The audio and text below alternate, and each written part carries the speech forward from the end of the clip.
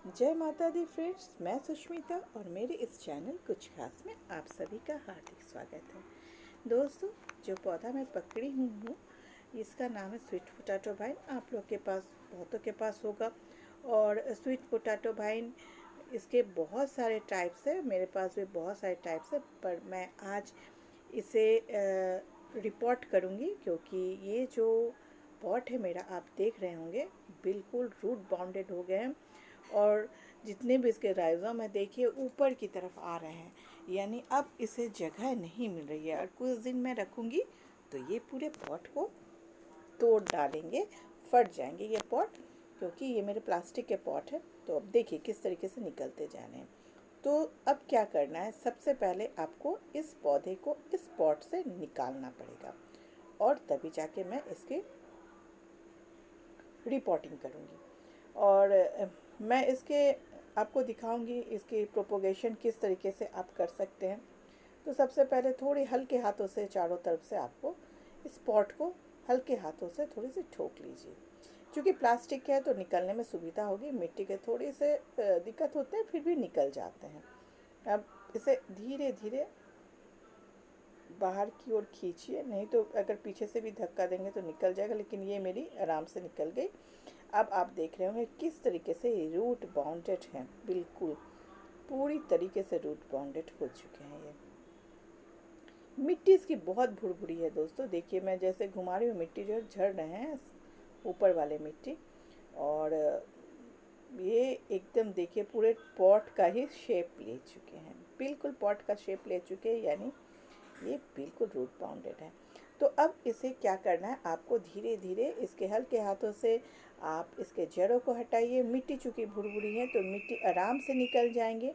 और ये देखिए इसके बल्ब निकल रहे हैं, इन बल्बों से भी आप प्रोपोगेशन कर सकते हैं। तो मैं आज बल्ब से भी प्रोपोगेशन करके दिखाऊंगी, साथ ही साथ स्टीम कटिंग से भी करके दिखाऊंगी।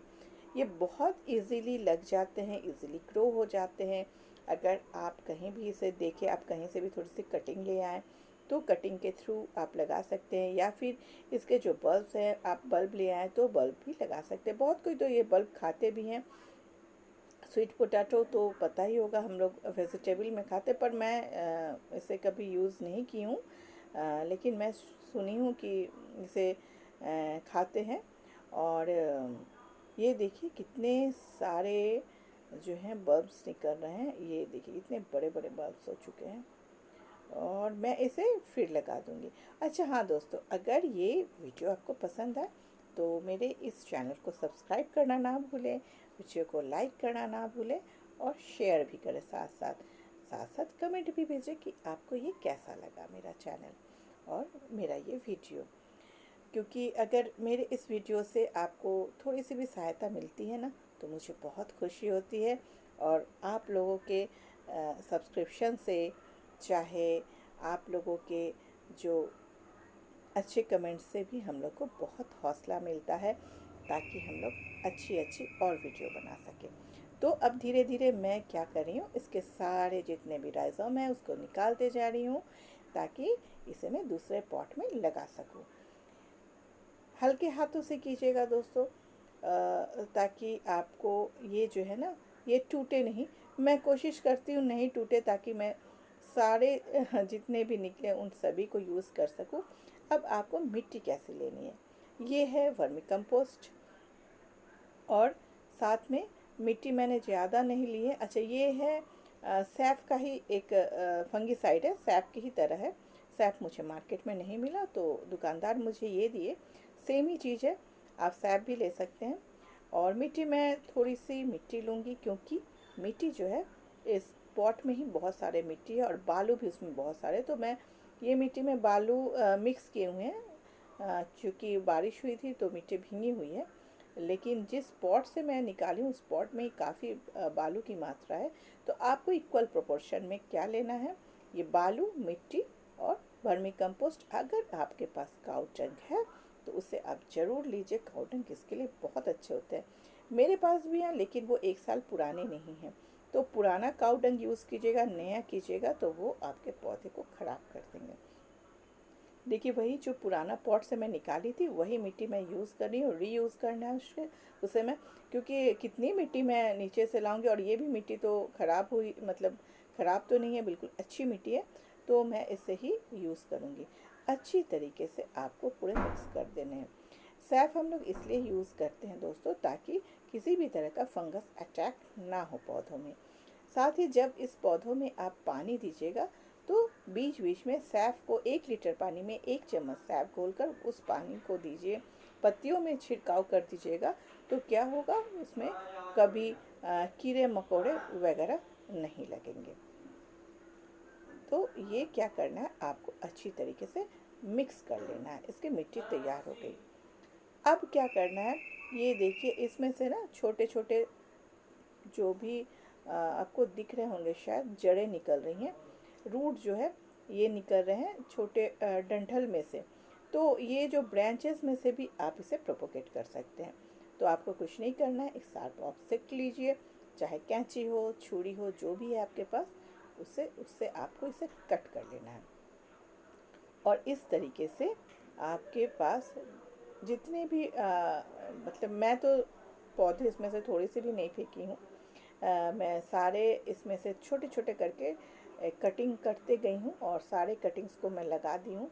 अगर इसमें कोई ज़रूरी नहीं है कि आपको रूटिंग हार्मोन यूज़ नहीं करने का भी ज़रूरत नहीं है, आराम से ये लग जाते हैं।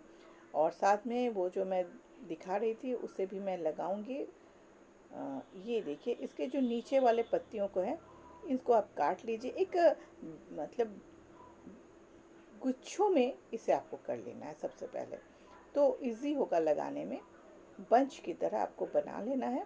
और इस बंच को मैं धीरे से उसी पॉट में लगाऊंगी जिस पॉट में मेरा पहले जो लगा हुआ था, उसी पॉट में मैं लगाऊंगी। और इसमें थोड़ी सी आप मिट्टी डालिए और मिट्टी डाल के हल्के हाथों से इसे दबाते रहिए।